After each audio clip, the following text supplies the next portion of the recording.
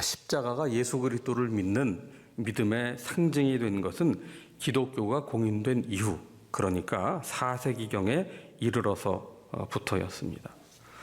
십자가는 본래 흉악한 범죄자에게만 허락되는 아주 끔찍한 사형 틀이었기 때문에 로마 사람들은 식탁에서 이 십자가를 언급하는 것이 금기가 될 만큼 이 십자가는 정말 끔찍한 사형 도구였습니다.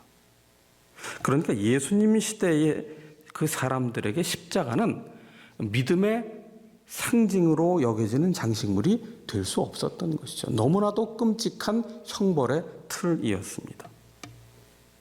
그랬던 십자가는 더 이상 십자가 위에 사형을 집행하는 장면을 볼 수 없는 시대가 되어서야 비로소 기독교의 상징이 되고 예술의 소재가 되기 시작했습니다.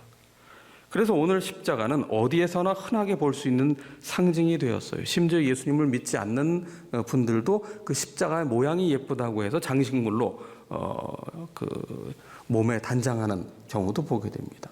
흔한 경우에 스포츠 경기를 보면은 야구 선수가 타석에 들어설 때 목에 건 십자가에 입을 맞추고 타석에 들어선다든지, 아니면 축구 선수가 경기가 시작되기 전에 십자가 모양의 성호를 긋고 운동장으로 들어간다든지 하는 것을 우리가 TV에서 많이 볼 수가 있지요.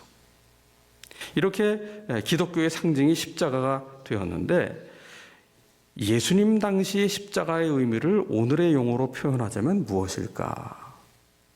그 당시의 개념으로 보자면 이 십자가를 우리가 기독교의 상징이라고 볼 때 이건 교수대의 종교요, 처형장의 종교로 볼 수 있을 것입니다.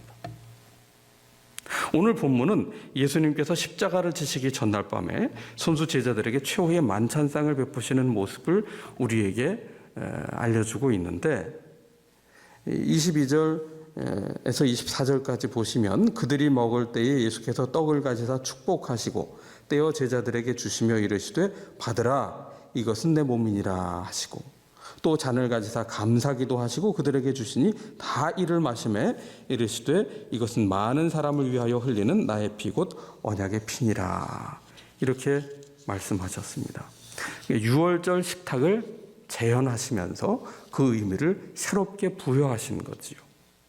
본래 이 유월절 식탁의 처음 시행은 출애굽하던 당시에 애굽에 노예살이하던 백성들이 마지막 그 10번째 재앙을 피하기 위해 주셨던 이 하나님의 언약이었어요. 어린 양을 잡으라, 어린 양의 희생의 죽음을 통해서 그 피를, 흘린 피를 문설주와 인방에 바르면 모든 초태생, 사람이든지 짐승이든지 그 장자가 죽는 죽음을 면하게 될 것이다. 그것이 하나님의 언약이었어요. 이제 예수님께서 새 언약을 이루시는 분이시라는 겁니다. 6월절의 그 어린 양의 피를 통해서 모든 죽음이 넘어갔던 것처럼 이 예수님의 흠없는 어린 양 되신 예수님의 십자가의 희생을 통하여 이제 하나님께서는 새 언약을 확정해 주신다. 그래서 받으라, 이것은 내 몸이다. 또한 마시라, 이것은 많은 사람을 위하여 흘리는 나의 피 곧 언약의 피다. 우리를 살리기 위한 언약의 피라고 주님께서 친히 말씀하시면서 우리를 살리시기 위한 유월절 음식이 되셨다고 말씀하고 계십니다. 우리를 살리기 위해 기꺼이 자신을 희생하신 이 예수님의 사랑을 이 최후의 만찬상을 통하여 우리가 엿보게 되는 것이지요. 이 만찬상, 곧 예수님께서 십자가에 죄 없으신 분이 달리셔야 되는 그 고통을 앞두시고 예수님은 제자들을 먹이셨습니다. 친히 산자물이 되실 것을 말씀하시며 먹이셨는데 그때 축복을 하셨고, 그리고 23절에 보시면 감사 기도를 드리셨어요. 이 예수님께서 제자들을 사랑하지 아니하시면 어떻게 감사할 수 있었겠어요? 충만한 사랑으로 가득하셨기 때문에 예수님께서는 십자가를 앞두신 그 밤에도 감사 기도를 드리시고 제자들을 먹이셨어요. 우리는 언제 감사하나요? 우리는 과거를 돌이켜보면서 좋은 일들만 기억하면서 감사하려는 경향이 있어요. 안 좋은 일들에 대해서는 감사할 필요를 전혀 느끼지 못하죠. 그러나 오늘 예수님께서 십자가를 앞두시고 제자들에게 자신을 희생하며 생명의 떡이 되셔서 그 제자들과 인류를 다 먹이시고 살리겠다고 살리시마 말씀하시면서 예수님은 감사하셨단 말이에요. 이 진정한 감사는 무엇일까? 예수님의 감사를 통해서 우리가 배울 수 있는 것. 지금까지 살아오는 동안 일어난 모든 일에 대하여 감사하는 겁니다. 그게 예수님의 감사를 통해 우리가 배울 수 있는 감사지요. 우리에게는 분명히 지나간 삶 속에서 잊어버리고 싶은 과거가 있어요. 또 기억하고 싶은 과거가 있습니다. 그러나 그것이 무엇이든 모든 것을 있는 그대로 다 받아들이고 그것을 감사로 대하는 태도를 지니는 것이야말로 주님께서 우리에게 가르쳐 주신 그 본을 따르는 삶의 자세다. 우리가 대부분 인생을 살아가면서 사실 감사하고 기뻐하고 만족하기보다는 대부분이 후회하면서 살고요. 그 후회 속에는 삶의 불만족이 깃들어 있어요. 그리고 그 불만족의 그 내면을 깊이 들여다보면 그 속에는 원한도 있고 절망도 있고 복수심도 있고 슬픔도 있고 질투도 있고 여러 가지 복합적인 감정이 부정적인 것으로 엉켜 있어서 우리의 삶을 돌아볼 때 감사를 잃어버린 채 살고 있는 것이죠. 여러분, 주님께서는 과거를 돌아보며 또 바로 코앞에 있는 십자가를 바라보시며 결코 위축되지 않으셨습니다. 감사하셨습니다. 연기하신 게 아닙니다.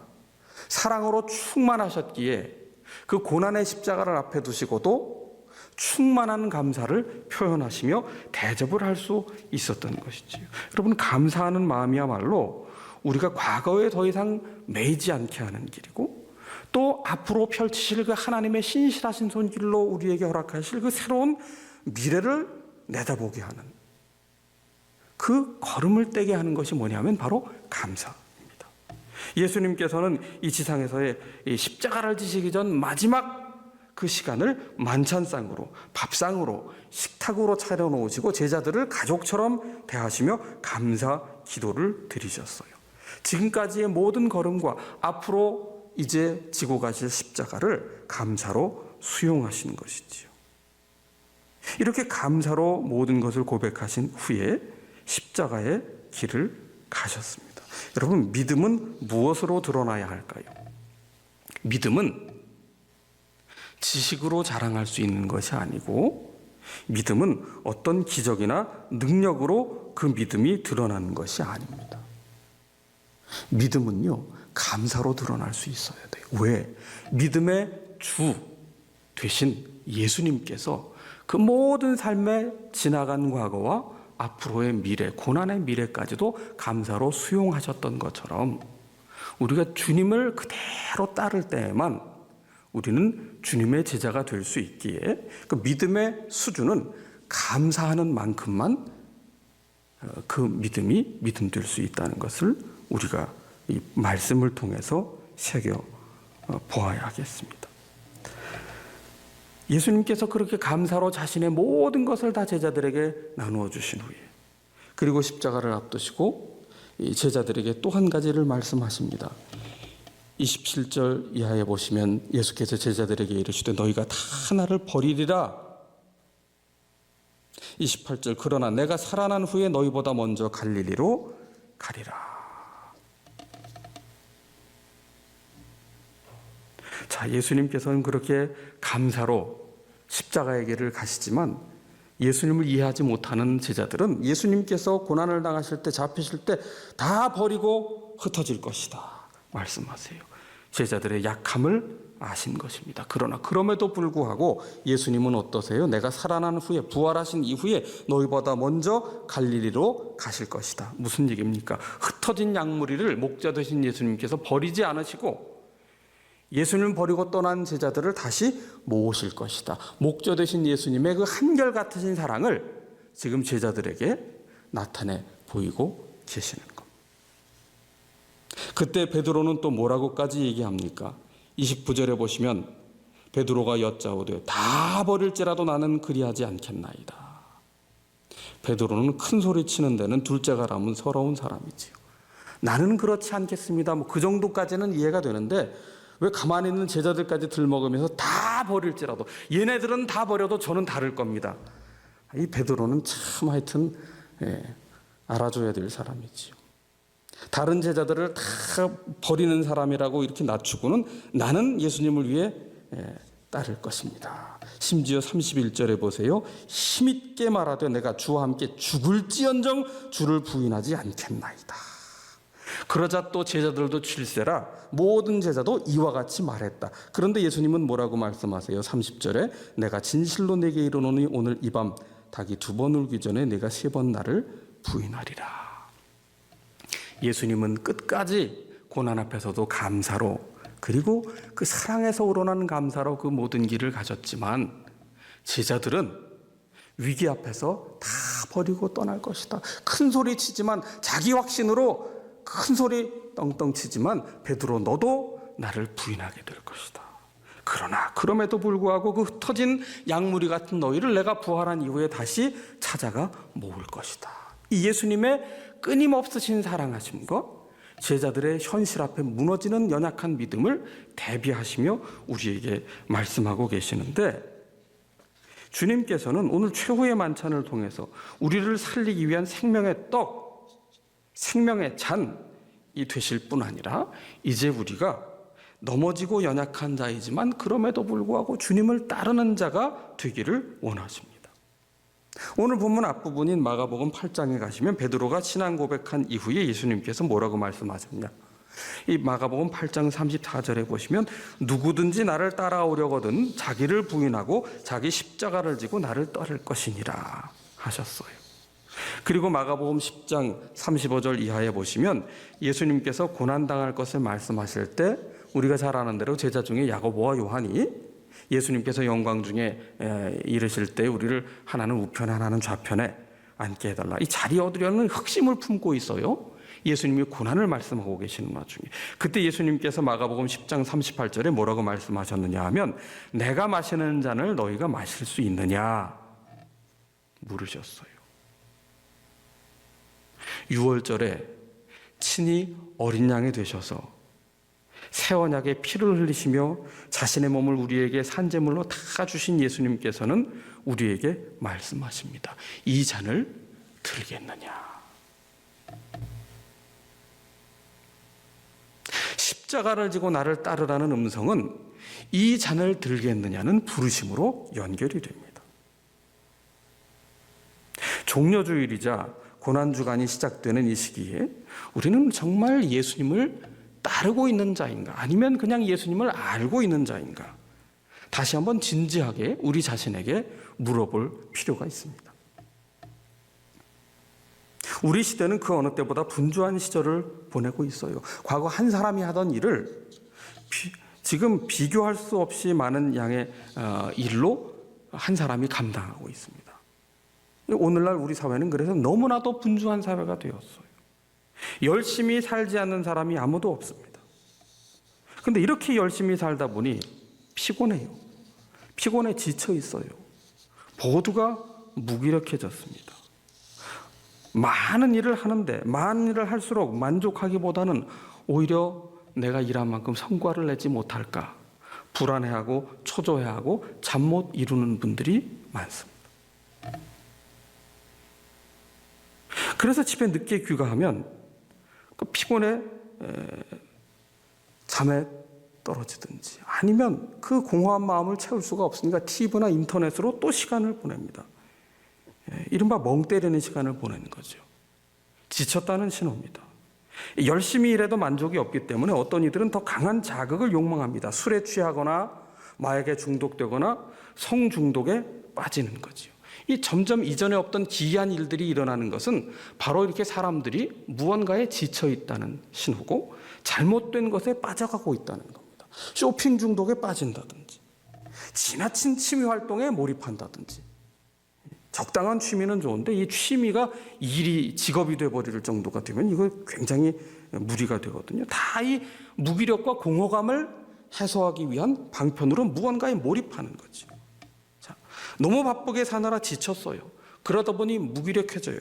그러다 보니 의욕이 사라져요. 그러니까 엉뚱한 데다가 에너지와 시간과 금전을 쏟아붓는 겁니다. 그러면서도 또 허무해지는 거죠. 그 쳇바퀴를 돌고 있는 거예요.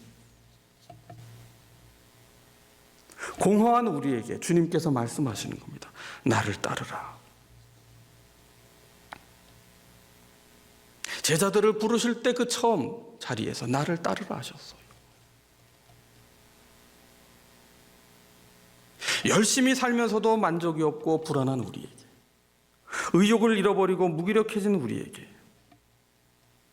무엇을 위해 살고 있는가의 목적을 상실한 우리에게 주님께서 찾아오셔서 말씀하십니다. 나를 따르라. 사랑의 초대입니다. 예수님은 한 번도 우리를 강요하신 적이 없어요. 강제로 십자가를 지우시지 않으세요. 마태복음 11장 말씀 우리가 잘 아는 말씀이잖아요. 수고하고 무거운 짐진 자들아 다 내게로 오라. 내가 너희를 쉬게 하리라. 나는 마음이 온유하고 겸손하니 나의 멍에를 메고 내게 배우라. 그리하면 너희 마음이 쉼을 얻으리니 이는 내 멍에는 쉽고 내 짐은 가벼움이라 하시니라. 예전에는 이게 버스 정장에 이게 비피하는 천막에 많이 있었어요. 요즘은 그렇게 하면 종교 차벌이라고 해서 못하니까 그렇지.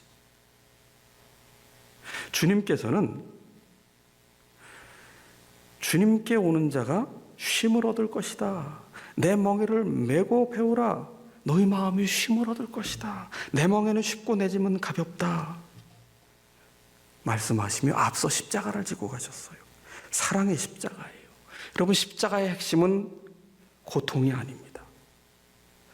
고통보다 더 큰 사랑이에요. 그래서 예수님께서는 그 고통을 넘어 더 큰 사랑으로 십자가를 지시며 제자들을 사랑하시되 끝까지 사랑하셨다. 십자가 위에서도 저들이 하는 일을 알지 못하나이다. 저들을 용서하여 주옵소서. 그 사랑만으로 가득하셨기에 그 고통의 십자가를 감사로 지실 수 있으셨던 거죠. 그 사랑의 음성으로, 그 사랑 가득한 주님의 음성으로 우리를 초청하시는 거예요. 나를 따르라. 내게로 오라. 나를 따르라는 것은 무엇일까요? 하나님을 우리의 존재의 중심으로 모시라는 초대예요. 더 이상 너의 자아가 너를 좌우하지 못하게 하여라.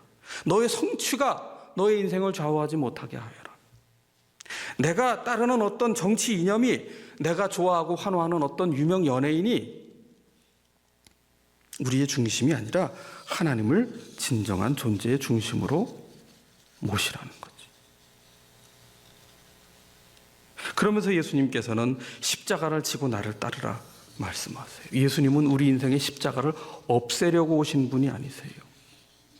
오히려 우리의 인생의 그 무거운 짐과 고통을 주님 앞에 가져와 십자가 앞에 내려놓으라고 초대하십니다. 주님의 멍에는 쉽고 가볍기 때문에 나의 십자가를 메고 같이 가자. 자기 십자가를 지고 나를 따르라 하시는 말씀은 그래서 결코 가학적인 말씀이 될 수 없어요. 우리를 괴롭히면 내가 구원을 받겠다는 그런 고행을 통한 구원을 약속하시는 말씀으로 보면 잘못된 해석입니다. 우리 인생에 원튼 원치 않든 고통하는 것이 우리의 인생인데 그 우리 인생을 짓누르는 고통을 외면하지 말고 그 고통을 그대로 들여다볼 용기를 내라는 초청의 말씀이에요. 그래서 예수님께서는 십자가를 찾아다니라 말씀하신 것이 아니라 십자가를 지라고 하신 거예요. 고통을 무시하지 말고, 고통을 애써 없애려고 하지 말고, 고통을 부정하지 말고 각각 우리에게 있는 자기 십자가를 지고 나를 따를 것이더라.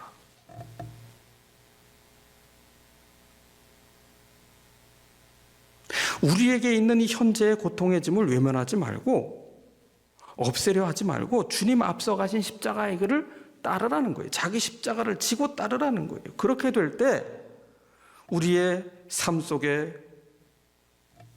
우리를 짓누르는 그 고통과 상처 때문에 원망과 분노를 품고 살아가는 인생이 아니라 이제 그렇게 우리가 우리의 십자가를 지고 고통을 외면하지 않고 주님 가진 십자가를 따르게 될 때 우리의 삶에 우리를 짓누르는 그 고통과 상처 덕분에 주님의 죽으심과 부활의 신비에 눈을 뜨게 된다고 우리에게 말씀하고 계시는 것이죠.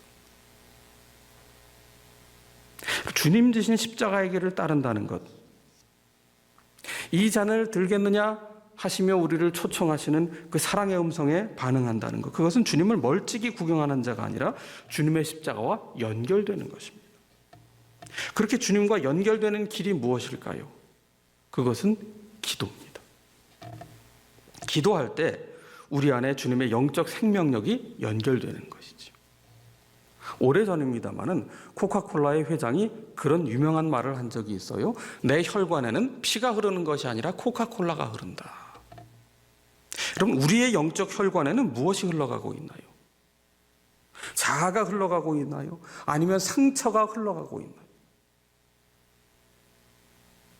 예수 그리스도의 그 보혈이 흘러가야 합니다. 우리가 기도할 때 주님의 십자가와 우리의 고통스러운 삶의 현장이 비로소 연결되기 시작하는 거예요. 기도할 때 비로소 고난을 대하는 방식이 달라지는 거예요. 염려를 기도의 자리로, 두려움을 기도의 자리로 나아가 주님께 맡길 때 우리의 상처와 우리의 눈물과 우리의 아픔, 이 모든 고통이 주님의 십자가와 연결됩니다. 그럴 때 우리의 삶을 짓누르는 이 고통은 내 삶을 가로막는 장애물이 아니라 이 고통의 현실을 초월해서 주님과 함께 살아가는 법을 배우는 주님의 임재 안에 머물게 되는 영적 순례의 걸음이 되는 것이죠. 여러분, 주님의 십자가와 나의 삶의 고통스러운 그 현장이 연결될 때 비로소 고난의 짐이 가벼워지는 거예요. 내게로 오라 하신 그 주님 앞에 나와 맡길 때 고통이 사라져서가 아닙니다. 주님께서 끝까지 사랑하신 그 사랑의 품속에 안기기 때문에 우리는 그 고통을 초월해서 주님과 함께 살아가는 법을 비로소 배우기 시작하게 되는 거죠. 그럴 때 우리는 고통에 무기력하게 쓰러지는 자가 아니라 고통 속에서도 다시 견뎌내며 일어설 힘, 살아갈 힘을 얻게 되는 겁니다. 이것이 기도의 힘이요, 십자가를 지고 따르는 자에게 주시는 은혜요, 이 잔을 마시겠느냐 우리를 초청하신 그 주님의 부르심에 동참하는 삶의 자세죠.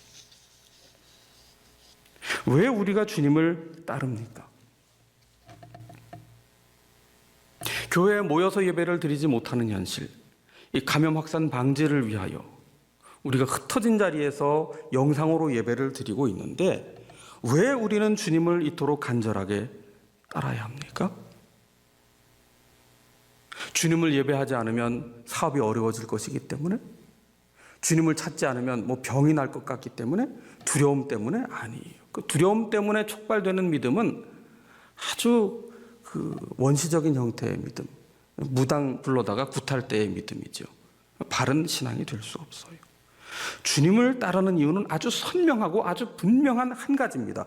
예수님의 사랑하심이에요. 최후의 만찬상을 베푸시고 십자가를 앞두시고도 우리를 그 사랑하는 그 사랑하심을 주체할 수 없어 감사로 기도하셨던 그 예수님의 사랑 때문에 우리가 주님을 따르는 것이지. 그렇게 주님 안에 머물 때에 우리 안에 모든 두려움이 물러가게 되지 않습니까? 요한일서 4장 18절에 사랑 안에 두려움이 없고 온전한 사랑이 두려움을 내어 쫓는다고 하지 않았습니까? 그렇기 때문에 우리가 이 사순절을 지나고 종료주일을 지나며 고난주간을 지날 때에 십자가를 지고 주님을 따른다고 하는 것은 자학이 아니에요. 자기를 부인하고라는 말을 잘못 오해해서 나를 자학하고 나를 괴롭히고 나에게 저주와 악담을 퍼붓는 것이, 나를 비하하는 것이 십자가를 지고 부인하는 것이라고 착각했어요. 아니에요. 주님을 따르라는 것은 뭐냐 하면 나에게 만족을 주지 못하는 헛된 욕망과 자아를 숭배하는 그 거짓 미혹에서부터 돌이켜서 나를 끝까지 사랑하시는, 나를 자유케 하시고 진정한 생명을 주시고 죄에서 해방하시는 그 주님의 참된 사랑 안에 머물겠느냐? 이 고통스러운 삶의 현장에서 우리의 십자가를 주님 앞에 내어 맡기며 기도할 때, 주님의 그 잔을 함께 마시며 참여할 때, 그 주님의 넘치는 사랑이 우리를 붙들어 주신다. 오늘 약속하고 계십니다. 누구를 따르느냐? 나는 지금 누구를 따르고 있는가? 다시금 주님 앞에 물어야 할 것입니다. 기도합시다.